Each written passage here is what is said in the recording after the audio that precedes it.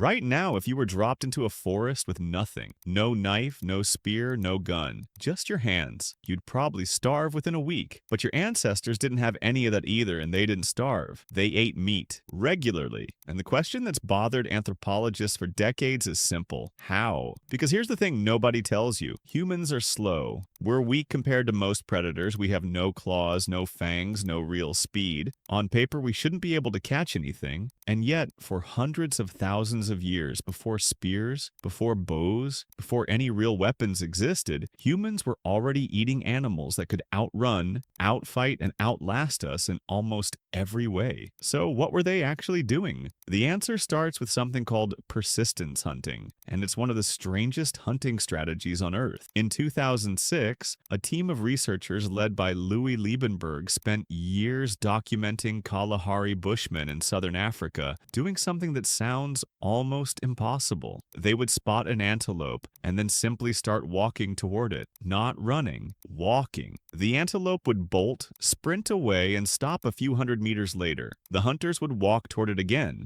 The antelope would run again. This would repeat for hours, sometimes in extreme heat. Here's the part that explains everything. Antelope can sprint faster than humans, but they can't sustain it. Their bodies overheat quickly because they don't sweat efficiently. Humans do. We're one of the only mammals on the planet that can sweat through nearly our entire body while moving. So while the antelope is sprinting and overheating, the hunters just keep walking, never stopping, never overheating. Eventually, the antelope's body temperature gets so high it can't run anymore. It collapses, and the hunters simply walk up and finish it. No spear required, just biology, patience, and heat. But persistence hunting wasn't the only trick. There's evidence that some of the earliest hunting wasn't really hunting at all. It was farming, but for predators. Around 2 million years ago at sites in East Africa, archaeologists have found animal bones with two distinct sets of marks: teeth marks from large carnivores and cut marks from stone tools layered on top of them. This tells a very specific story. A lion or a sabertooth would kill something large, eat its fill, and leave. Then early humans would arrive, scare off any remaining scavengers, and take what was left. They weren't hunters in the traditional sense. They were professional leftover takers, and they were good at it. Now here's where it gets stranger. Some researchers believe early humans didn't just wait for leftovers. They actively followed predators, tracking lion prides or hyena packs across the landscape, staying close enough to react the moment a kill happened, but far enough to avoid becoming the next meal themselves. Think about that. Your ancestors' survival strategy may have included shadowing some of the most dangerous animals on the planet just to steal their food. But scavenging only gets you so far. At some point, humans needed to actively kill animals, not just take from others. And without metal weapons, the solution wasn't strength. It was deception. One of the oldest confirmed hunting methods is the pitfall trap. Dig a deep hole, cover it with branches and leaves, and herd an animal toward it. Archaeological sites across Europe and Asia show evidence of these traps dating back tens of thousands of years. Mammoth bones have been found at the bottom of natural sinkholes near ancient human settlements, in numbers too high to be coincidence. But trapping a mammoth required more than a hole. It required coordination, groups of people working together, driving animals toward cliffs, swamps, or narrow passages where escape became impossible. At a site in Germany called Schöningen, researchers found wooden spears dating back 300,000 years alongside the remains of dozens of horses. But here's the twist. The spears weren't designed for throwing or stabbing in a fight. They were balanced for thrusting, used after the animals had already been driven into a trap and couldn't run. The weapon wasn't the killing tool, the trap was. The weapon was just the finishing move. And then there's fire. Around 400,000 years ago, humans began using controlled burns to manage landscapes, not just for warmth, but as a hunting tool. By setting fire to one section of grassland, hunters could funnel terrified animals directly into narrow corridors or toward waiting groups of people. The fire did the chasing. The humans just had to be in the right place when the animals arrived. But maybe the most unsettling method of all involves something you wouldn't expect. Persistence again, but on a much longer time scale. In parts of North America, indigenous hunters developed something called a buffalo jump. Entire herds of bison were driven, sometimes over days, toward cliff edges, where the lead animals would be forced off the edge by the sheer momentum of the herd behind them. One jump site in Alberta, Canada, called Head Smashed In Buffalo Jump, shows evidence of use for over 5,500 years. Layers of bones stacked on top of each other, generation after generation, all from the same cliff. Here's the thing that should bother you. None of these methods required strength. None of them required speed. They required something else entirely. Patience, observation, the ability to understand an animal's behavior so completely that you could predict exactly what it would do and then use that prediction against it. Modern humans like to think intelligence means tools, technology, weapons, but the earliest evidence of human intelligence isn't a spear, it's a plan. A plan that accounted for heat exhaustion, herd panic, terrain, fire, and timing, all without a single piece of metal. Every time you walk past a butcher shop or open a package of meat from the grocery store, you're looking at the end result of a system that started not with weapons, but with a walk. A long, slow, relentless walk that an antelope simply couldn't outlast. We didn't outmuscle the animal kingdom. We outthought it. And we've been doing it for at least 2 million years.